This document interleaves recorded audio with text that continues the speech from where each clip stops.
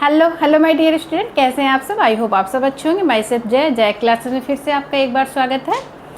जैसा कि आज हम लोग PYQ सॉल्व करेंगे। 30 क्वेश्चन हम लोग PYQ के सॉल्व कर चुके थे। आज हम लोग करेंगे 31 से स्टार्ट।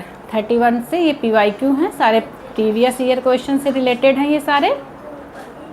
सबसे पहला क्वेश्चन कौन सा है? सबसे पहला क्वेश्चन है विटामिन सी शरीर में किस प्रकार के अवशोषण को बढ़ाता है। यानी जो विटामिन सी है वो किस प्रकार के अवशोषण को शरीर में बढ़ाता है। विटामिन सी होता क्या है? विटामिन सी का जो केमिकल नेम होता है वो एस्कॉर्बिक एसिड होता है। पूछा गया क्वेश्चन है। केमिकल नेम सारे हम लोगों के हो चुके हैं, vitamin A B C D E। और ये जो विटामिन सी होता है किस में घुलनशील विटामिन है? तो ये पानी में घुलनशील विटामिन है। विटामिन बी और सी पानी में घुलनशील विटामिन होते हैं, और जो विटामिन A D E के होते हैं ये वसा में घुलनशील विटामिन होते हैं। तो विटामिन सी हो गया पानी में घुलनशील विटामिन। विटामिन सी का केमिकल नेम क्या है? Ascorbic acid. पूछा गया क्वेश्चन है जो विटामिन सी है शरीर में किस प्रकार का अवशोषण को बढ़ाता है। अवशोषण को बढ़ाता है हमारे ऑप्शन में पहला ऑप्शन है him iron, non him iron और नॉन हिम आयरन, धात्विक आयरन यानी मेटालिक आयरन, फेरिक आयरन। पहले समझते हैं सारे ऑप्शन, एक एक करके क्लियर करते हैं। जितने भी ऑप्शन हमारे दिए हुए हैं, 4 ऑप्शन दिए हैं, पहले चारों को आपको समझना है कि चारों हैं क्या। समझते हैं हिम आयरन क्या होता है। हिम आयरन ऐसा आयरन जो हमें नॉन वेज से मिलता है, जैसे कि मीट हो गया, मांस हो गया, मछली हो गई, ये सब चीज़ों से हिम आयरन मिलता है। नॉन हिम आयरन, जो नॉन हिम आयरन है ये शाकाहारी है। ये हमें नेचर से मिलता है, नेचुरल चीज़ों से मिलता है, जैसे कि कुछ ग्रीन वेजिटेबल्स हो गई, दालें हो गई। जो मेटालिक आयरन होता है ये प्योर आयरन होता है। फेरिक आयरन जो होता है, ferric iron non him iron का ही एक रूप होता है। तो समझ गए होंगे आप कि विटामिन सी शरीर में किस प्रकार के अवशोषण को बढ़ाता है। तो ये बढ़ाता है नॉन हिम आयरन, यानी नॉन हिम आयरन के अवशोषण को बढ़ाता है। जो नॉन हिम आयरन है वो किस में मिलता है? तो जैसे ग्रीन वेजिटेबल हो गई, हरे पत्तेदार सब्जियां हो गई, कुछ दालें हो गई, उनमें हिम आयरन पाया जाता है। ये विटामिन सी के अवशोषण को बढ़ाता है। नेक्स्ट हमारा क्वेश्चन क्या है? पियाजे के अनुसार कंक्रीट ऑपरेशन स्टेज किस वर्ग की स्टेज में आता है। यानी पियाजे जो है हमारे राइटर थे वो, पियाजे के अनुसार कंक्रीट ऑपरेशन की अवस्था जो होती है किस स्टेज आई वर्ग में आती है। पहले सारी स्टेज समझेंगे हम। जो 2 से 7 वर्ष दिया हुआ है, 7 से 11 वर्ष दिया हुआ है, 11 से 15 वर्ष और 15 से 18 वर्ष। 2 से 7 वर्ष कौन सी स्टेज होती है? 2 से 7 वर्ष को स्टेज को कहते हैं प्री ऑपरेशनल स्टेज। ये सारी जो स्टेज हैं ये पियाजे ने दी हैं, ये पियाजे के अकॉर्डिंग स्टेजेस दी हुई हैं। अवस्थाएं जो होती हैं हमारी 2 से 7 वर्ष को पियाजे ने क्या नाम दिया है? तो पियाजे ने दिया है प्री ऑपरेशनल स्टेज। 7 से 11 वर्ष को दिया है कॉन्क्रीट ऑपरेशनल स्टेज। 11 से 15 वर्ष को फॉर्मल प्री ऑपरेशनल स्टेज यानी फॉर्मल ऑपरेशनल स्टेज। 15 से 18 वर्ष को कौन सी स्टेज का नाम दिया है? तो 15 से 18 वर्ष को एडोलसेंस दिया हुआ है। फिर से एक बार समझ लीजिए। 2 से 7 वर्ष एज को जो पियाजे थे, पियाजे ने अवस्थाओं को अलग अलग वर्ग में बांटा है और अलग अलग वर्ग में अलग अलग नाम दिए हुए हैं। तो पियाजे के अनुसार 2 से 7 वर्ष को कहते हैं प्री ऑपरेशनल स्टेज। 7 से 11 वर्ष को कहते हैं कंक्रीट ऑपरेशनल स्टेज। 11 से जो 15 वर्ष है ये कौन सी है? ये फॉर्मल ऑपरेशनल स्टेज। जो लास्ट में दिया है 15 से 18 वर्ष, ये एडोलसेंस स्टेज अवस्थाएं हैं। ये किसके अकॉर्डिंग है? ये पियाजे के अकॉर्डिंग है। तो हमारे इसका आंसर क्या हो जाएगा? 7 से 11 वर्ष। नेक्स्ट हमारा है प्रबंधन प्रक्रिया में प्रबंधन प्रक्रिया में पहला चरण क्या माना जाता है? यानी जो होम मैनेजमेंट का क्वेश्चन है, होम मैनेजमेंट में पूछा जाता है, होम मैनेजमेंट में जो प्रबंधन प्रक्रिया में पहला चरण कौन सा होता है, फर्स्ट जो स्टेप होता है वो कौन सा होता है? फर्स्ट स्टेप होता है हमारा प्लानिंग बनाना, यानी योजना बनाना। योजना बनाना क्या होता है? योजना बनाना यानी काम करने की, कार्य करने की, कार्य किस ढंग से किया जाएगा, कौन से संसाधन यूज होंगे। जैसे कि आगे हम पढ़ेंगे कि संसाधन कितने प्रकार के होते हैं। संसाधन 2 प्रकार के होते हैं, मानवीय साधन, अमानवीय साधन। मानवीय साधन, अमानवीय साधन। तो प्रबंधन प्रक्रिया में जो प्रबंधन प्रक्रिया का पहला चरण है वो हमारा कौन सा है? प्लानिंग, योजना बनाना। सबसे फर्स्ट स्टेप हम क्या करेंगे? प्लानिंग बनाएंगे। प्लानिंग में क्या करेंगे कि कौन सा कार्य कब और किस ढंग से करना है। योजना बनाना, आयोजन में क्या करेंगे? आयोजन हम करें, प्लानिंग के बाद हम आयोजन करते हैं कि कौन सा काम किस ढंग से और कब किया जाना है। स्टाफिंग यानी जो हमारा स्टाफ होगा, स्टाफ को देखेंगे कि जो हमारा स्टाफ है उसकी एजुकेशन कैसी है, वो कैसा काम करेगा, कैसे उसकी ट्रेनिंग होनी चाहिए, कैसे वो काम अच्छे ढंग से कर सकता है, अपने गोल को अचीव कर सकता है। हम अपने पहले स्टाफ को देखेंगे। देन क्या करेंगे? डायरेक्शन यानी निर्देशन। कंट्रोलिंग भी इसको कहते हैं, जो निर्देशन होते हैं इसको कंट्रोलिंग भी करते हैं। कि इसमें क्या किया जाता है? जो हमने प्लान बनाया है, यानी कि जो काम हम करने जा रहे हैं, जिस काम को करने के पहले हमने प्लानिंग की हुई है, वो काम अच्छे ढंग से हो रहा है, नहीं हो रहा है, जो हमारा स्टाफ है वो अच्छे ढंग से काम कर रहा है, नहीं कर रहा है, और उसमें कुछ कमियां आ रही हैं, और अगर कमियां आ रही हैं तो क्यों आ रही हैं, और उन कमियों को दूर किया जा सकता है, उसे डायरेक्शन या निर्देशन कहते हैं। 34 हमारे क्या है? जो 34 है, 34 रेयॉन किस प्रकार के फाइबर के रूप में काम करता है, यानी कि रेयॉन किस प्रकार के फाइबर के रूप में वर्गीकरण कर सकते हैं। फर्स्ट हमारा ऑप्शन है नेचुरल यानी प्राकृतिक, सिंथेटिक, रीजनरेटेड और मिनरल्स। एक एक करके समझते हैं। पहला जो हमें नेचर है यानी नेचुरल, जो नेचुरल फाइबर होता है पूरा नेचर से मिलता है, यानी पूरा प्राकृतिक पेड़ पौधों से बनाया जाता है जो फाइबर होता है। सेकंड हमारा है सिंथेटिक, यानी सिंथेटिक प्योर केमिकल से बनाया जाता है, सारी चीज़ें केमिकल की यूज करके, केमिकल की क्रियाएं करके केमिकल से बनाया जाता है। जो रीजनरेटेड है, जो रीजनरेटेड सेलुलोज है, रीजनरेटेड सेलुलोज किसको कहते हैं? जैसे कि हमने लकड़ी का गूदा ले लिया, लकड़ी के गूदे को केमिकल प्रोसेस से केमिकल की चीज़ें अपनाई और केमिकल प्रोसेस करके फाइबर तैयार किया, उसे कहते हैं रीजनरेटेड सेलुलोज। खनिज है, जो खनिज हमारा है वो मिनरल से बनाया जाता है, मिनरल से फाइबर तैयार किया जाता है। आई होप चारों ऑप्शन आपको क्लियर होंगे।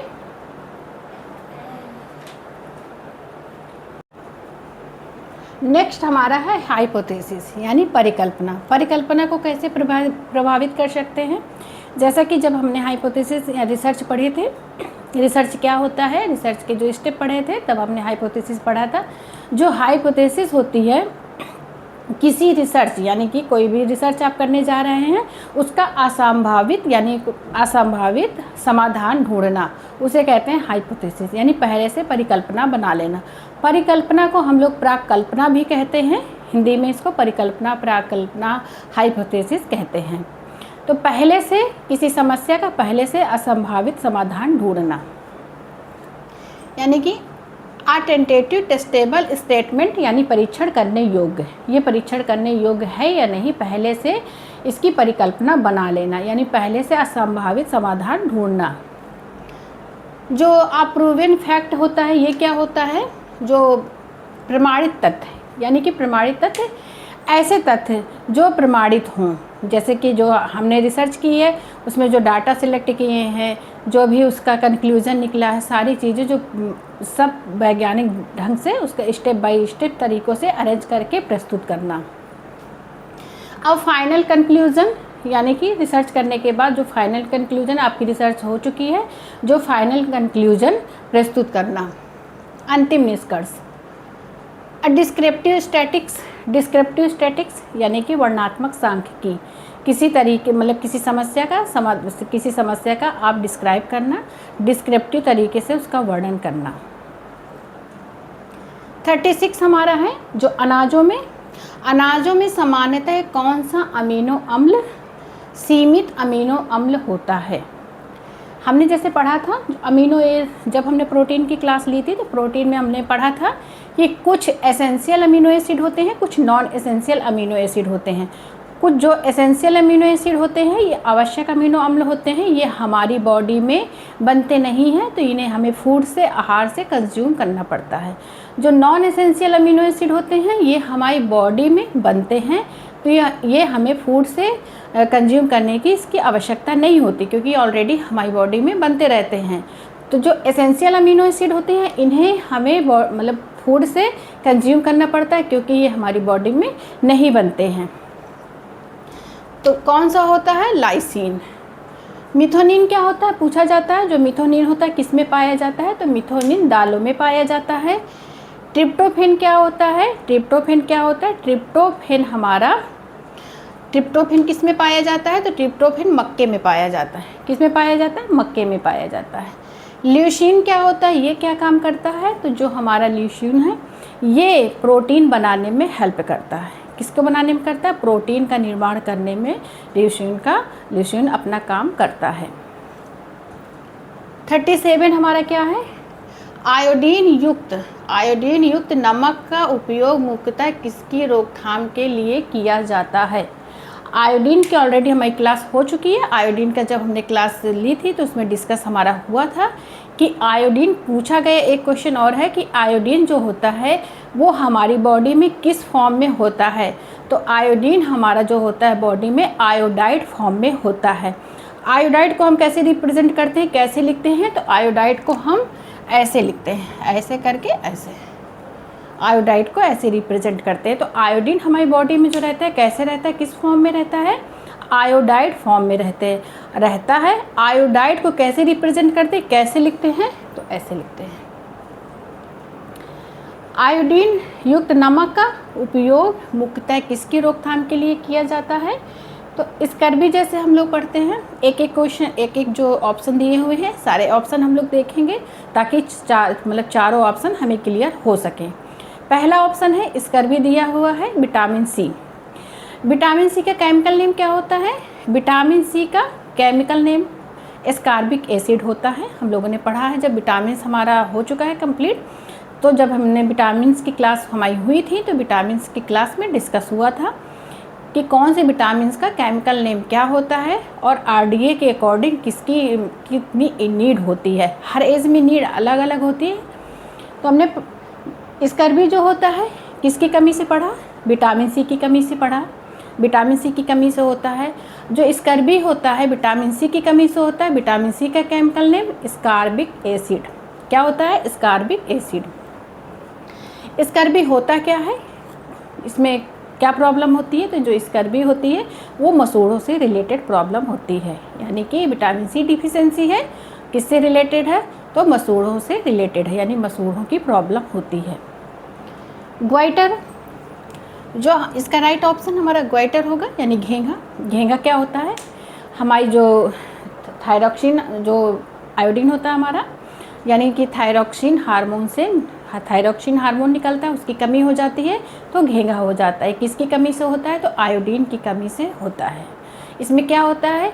इसमें जो गले की हड्डी मतलब गले की जो थायरॉक्सिन ग्लैंड होती है वो हमारी स्वेलिंग हो जाती है, तो इसीलिए गले में स्वेलिंग सा लगने लगता है। क्या हो जाता है? जो थायरॉक्सिन ग्लैंड होती है तो वो स्वेलिंग हो जाती है। रिकेट्स क्या होता है? रिकेट्स किसकी कमी से होता है? तो रिकेट्स हमारा विटामिन डी की कमी से होता है। ये ज़्यादातर बच्चों में होता है और इसमें होता क्या है? तो इसमें जो हड्डियां होती हैं वो कमज़ोर होने लगती हैं। जो रिकेट्स होता है किसकी डिफिशेंसी है, विटामिन डी की डिफिशेंसी है, किसकी कमी से होता है, ये विटामिन डी की है, विटामिन डी डिफिशेंसी है रिकेट्स। रिकेट्स में होता क्या है, रिकेट्स बच्चों में होता है, ज़्यादातर बच्चों में पाया जाता है। इसमें क्या होता है, जो हड्डियाँ होती हैं वो कमज़ोर होने लगती हैं। नाइट ब्लाइंडनेस, रतौंधी किसकी कमी से होता है, विटामिन ए की कमी से होता है। जैसे कि विटामिन जो ए होता है हमारा, हमने पूछा गया एक क्वेश्चन है कि जो विटामिन ए होता है वो हमारी बॉडी में किस फॉर्म में रहता है, तो विटामिन ए जो होता है वो बीटा कैरोटीन होता है। हमने पढ़ा था बीटा कैरोटीन, जब हम कोई विटामिन ए वाली चीज़ें कंज्यूम कर रहे होते हैं तो वो हम विटामिन ए नहीं लेते, बीटा कैरोटीन कंज्यूम कर रहे होते हैं। बीटा कैरोटीन हमारी बॉडी में जाता है, जाकर विटामिन ए में कन्वर्ट हो जाता है।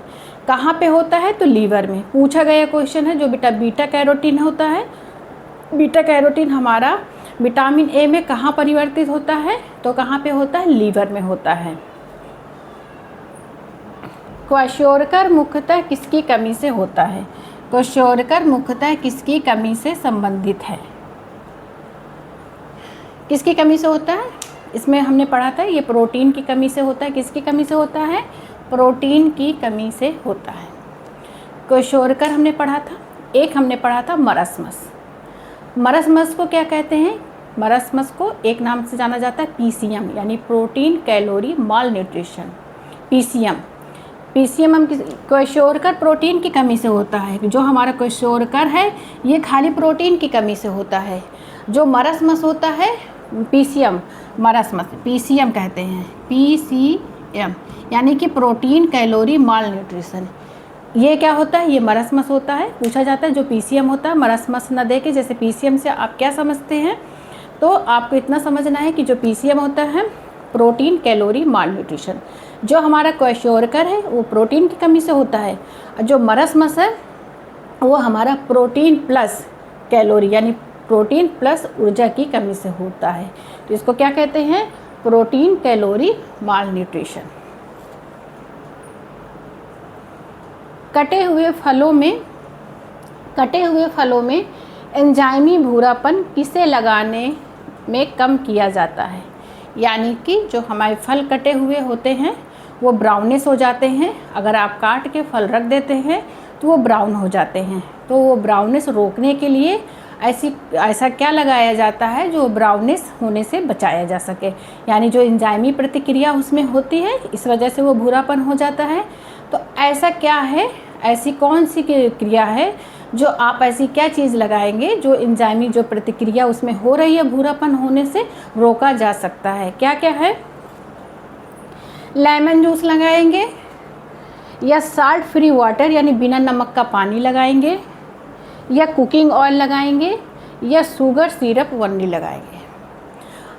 जो हमारा कटे हुए फल होते हैं, जैसे मान लीजिए आपने एप्पल काट के रख दिया है, कटे हुए फल रखे हैं काफ़ी देर तक, तो वो भूरापन हो जाता है, उनमें ब्राउनिश हो जाता है।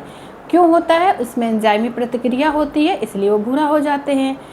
एंजाइमी प्रतिक्रिया को रोकने के लिए ऐसी कौन सी चीज़ हम उसमें अप्लाई करेंगे जो वो भूरापन को रोका जा सके, तो कौन सी अप्लाई करते हैं, उसमें हम लोग लगाते हैं लेमन जूस, नींबू का रस। नींबू का रस उसमें अप्लाई करते हैं, क्यों, क्योंकि जो नींबू का रस है उसमें क्या होता है, विटामिन सी।